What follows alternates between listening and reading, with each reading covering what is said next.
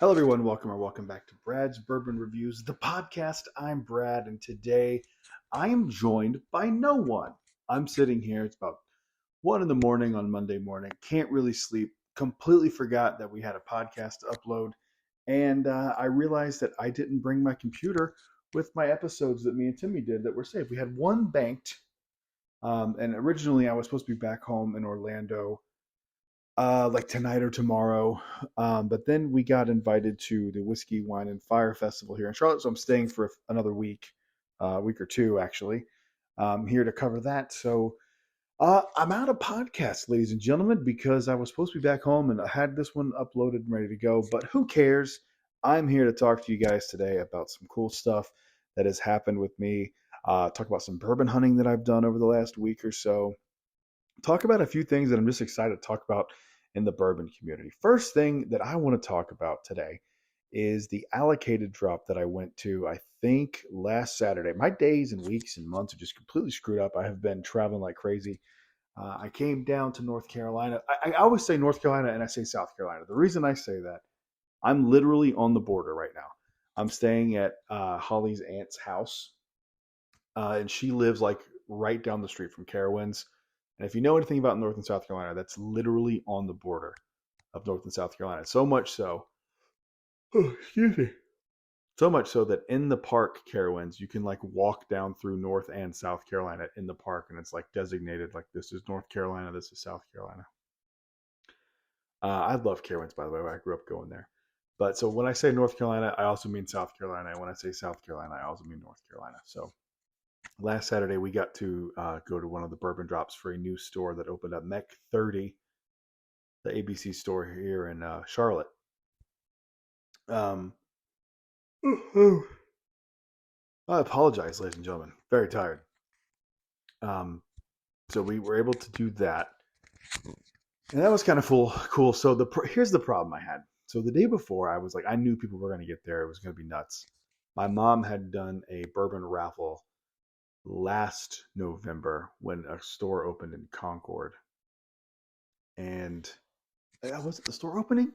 Maybe it was just their allocated raffle. Maybe it was just their allocated raffle. Uh, I honestly don't remember if it was a store opening or just a raffle, but I knew it was gonna be nuts. So what I did is I actually called the store before they opened, and a guy named Brian answered the phone. Turns out Brian works for like the state, I guess, and he was telling me that like, no, it's not going to be a raffle system. Get there early as you can. However, Charlotte Mecklenburg Police said they were going to do like sweeps of the area and not let anyone camp overnight. So I was like, okay, overnight, like, what does that mean? Like, don't get there at 9 o'clock and stay until like, 9 the next day. Okay, that makes sense. So I thought that getting there around 3 would be a good idea. And so we get up, we get at 3. Um, get there and we're 45th in line. So I was willing and I could have gotten there around 7 o'clock. And had that happened, I apologize for the yawning. It's late. And had that happened, I would have walked away with a King of Kentucky and a birthday bourbon. But what I walked away with, I was very excited about too. By the way, it would have been hard to pick between the two that I would have gotten, either like the chance to have the King Kentucky and birthday, or what I actually ended up with. So, all things considered, the drop was great. That did bother me a little bit. Plus, it rained the entire time. I mean, it rained, and it was freezing cold. I'm from North Carolina. I grew up in Concord, but for the last 7 years, I've lived in Orlando, and I'm used to Florida weather. And it was cold. It was very, very cold. Rained the whole friggin' time. Um, and met some cool people. Sutton Bourbon and Smoke, I think, was the channel that I ended up meeting and hanging out with. We're gonna have them on the podcast at some point. I should probably do it while I'm here so we can do it in person. If you're listening to this, I'm gonna hit you up because they were cool guys. They're like, let me send her to their tent. They were really cool guys, so I want to do some stuff with them. Plus, we're here for the Whiskey, Wine, and Fire Festival. And that's going to be a treat. I can't wait. High West is going to be there. I'm hoping I get to try the friggin' Midwinter's Night Dram Act 11 because, like, I don't know if you guys saw it. Apparently, like, the production for those bottles is up 69% of what they used to do. So I don't think people are going to have a hard time finding this bottle this year, which is awesome because if you haven't had Midwinter's Night Dram, it's fantastic. I'm not a person who typically likes finished whiskey, and I'm also not a person who typically enjoys rye whiskey. So you would think like that's something that I just wouldn't be interested in, but it's one of the best bottles I have on my shelf. I adore Midwinter's Night Dram. But anyway, so we're there and we're hanging out, and Holly's there too, and we go and get breakfast. We kind of take shifts standing in line there, and then it open. They say that they're opening up early. These usually the stores in North Carolina, I think, open at 11. I'm so sorry for all the yawns, guys. I'm exhausted. I've been traveling now. So I was in Charleston, Florida, Charleston, Charlotte, South Carolina. It's just been wild. Um, they said the stores normally open at 11, but they got permission from the state to open at 9. So they opened a little later than 9, and it was like around like 9:15, if I remember correctly.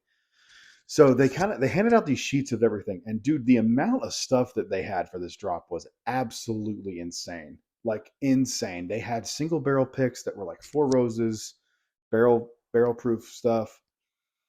They had, which I found out after the fact, they had Elijah Craig C923 for like 4 days afterwards, which would have been nice to know. I wish my fiance had told me that while we were standing in line, but whatever. Uh, they had High West Cask Strength. They had a bunch of really cool single barrels. I actually got a John Bowman single. It's a John Bowman small batch single barrel. It's not this, which is confusing, but it's got a pick. It's like a small batch pick barrel. It's odd because it's a small batch single barrel. I don't know. It's not the Bowman single barrel like with the green label. It's the red small batch label. I don't know. Grab that, and then we were able to get, so the way they had it, they had like all of the really wanted stuff was on like the left side. So it was like the King of Kentucky, the birthday bourbon, all the Buffalo Trace stuff, Weller. If you go to my TikTok, you can see a video of all the stuff they had, and like dude, guys, the amount of stuff they had was insane. Like they had like I think 80 E.H. Taylor barrel proofs, batch 12, which is one of the bottles I ended up getting. But so I'm kind of getting ahead of myself. But the stuff they had was just absolutely insane. Like the sheer number of stuff they had was just like I've seen allocated drops before. I've been to allocated drops before. Nothing like this. I mean, this was like Brian on the phone had told me that they had saved up like months of allocation for this drop because this was supposed to open in June, July, August. The store opening kept getting delayed. So that's one of the reasons why they had so much stuff, is because everything was, being shipped for this and kind of saved up, and so they just had a ton of stuff, which is great because they had like hundreds of people show up. I mean, like probably 5, 6, 700 people in line. Again, TikTok, go check out my video I did on it. It was, the line itself is worth going to look and see because it was absolutely wild. So anyway, the way they had it set up was they had a column like in the middle, like an orange column that was like a support for the building. But that was like the line that they had. So you're able to pick one bottle from the left, one bottle from the right. And on the left was, like I said, the King Kentucky, birthday bourbon, Weller, all that stuff. And then on the right was like allocated, but like not super allocated. So it was like Blood Oath, Blanton's, Old Forester single barrel. We actually ended up leaving with only 3 bottles because like there was nothing else on that other side that I was like willing to spend money on, because I've been looking for like C923 and I've been looking for a few other things while I'm here. And I'm also getting like stuff that I can't get down in Florida, like stuff that is more local. And I'm here for a month. I just didn't want to like grab a Bland's or something that I didn't really care about. So I ended up getting what did I get? What did I get? Why can't I remember? What the hell? Why am I blanking on what I got? Am I having a stroke? What did I get? Oh, that's right. So on the right hand side, they also for some reason had a Maker's Mark BRT 01 and 02.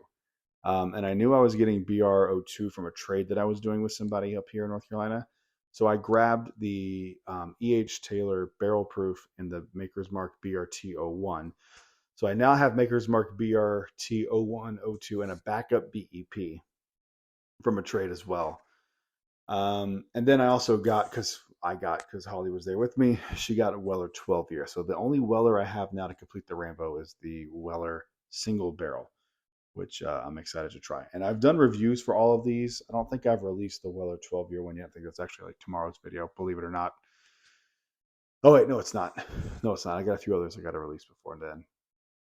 But yeah, it was a really good bourbon hunt. It was cool to meet some people and talk to people in line. That's the fun of the bourbon hunts. The only thing I wish that it wasn't raining, and then I wish that they were like more relaxed with like people sharing pours and stuff, because that's like part of the fun. Like everybody's getting together, and they kind of put the kibosh on that. So that kind of sucked. But other than that, it was really really fun, and I'm having a blast doing some bourbon hunting up here. I will say South Carolina is like really hit or miss.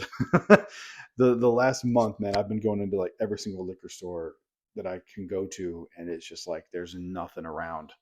I'm still looking for the Larceny C923. Still looking for Elijah Craig C923, and looking for this Midwinters to drop, because I've from the sheer numbers of bottles that they have this year, I feel like I should be able to get Act 11.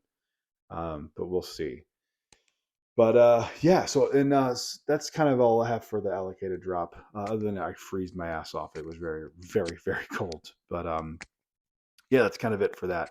Let's talk about a few things that I wasn't aware. So I was watching Bourbon Judge today, which I love his content. If you're listening to this, you're the man.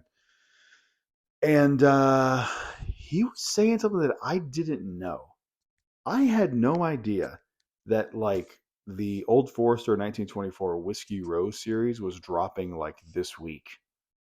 I thought for sure that was something that they were going to hold off until like January, February of next year to celebrate 100 years from what Prohibition being done. Is that what 1924 was?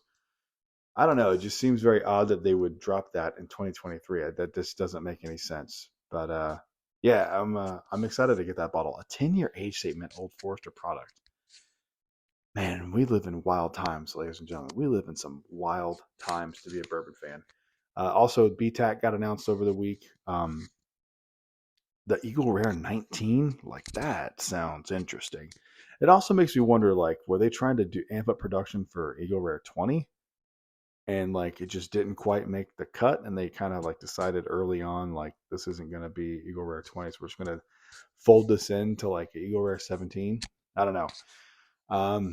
It honestly doesn't matter because I'm not going to get to try it. So it doesn't matter. Although I will say I am going to be a part of a Pappy and BTAC raffle coming up over the next few days. So we'll see. But I doubt very seriously I get either one of those bottles. It would be amazing, but I just don't see it happening. So